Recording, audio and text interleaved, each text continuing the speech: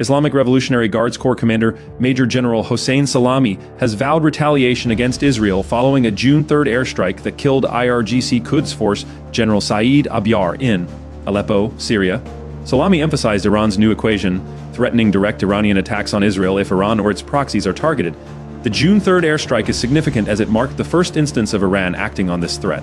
This ongoing tension underscores the volatility in the region, with Israel continuing its extensive air campaign in Syria against Iranian assets and allies, highlighting the escalating conflict and the potential for further direct confrontations.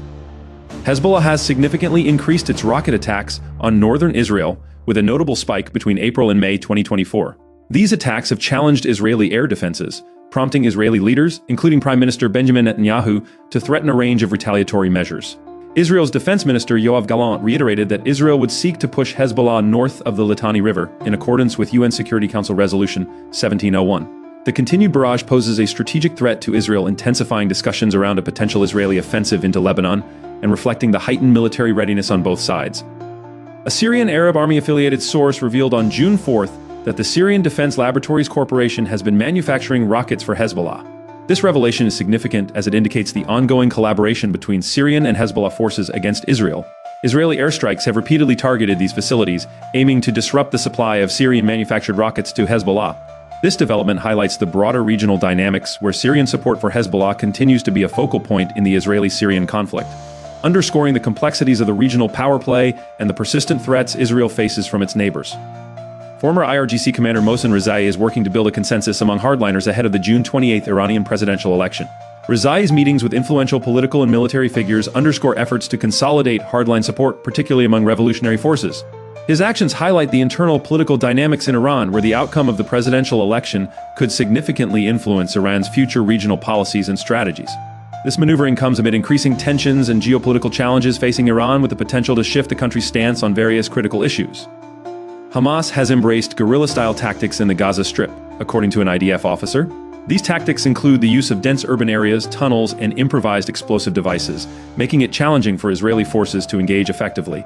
The shift reflects Hamas's adaptation to Israeli military strategies, aiming to prolong the conflict and increase the cost of Israeli operations.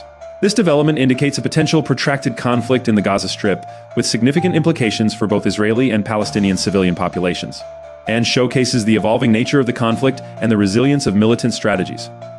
A possible Islamic State gunman attacked the U.S. Embassy in Beirut on June 5th, wounding a Lebanese army guard in a shootout. This incident underscores the persistent threat posed by Islamic State affiliates in Lebanon, despite a decrease in their activities in recent years.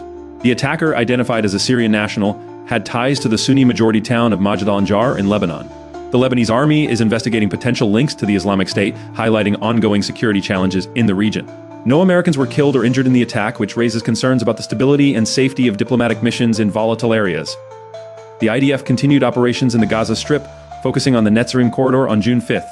Israeli forces targeted a Palestinian cell and a sniper operating near Israeli positions.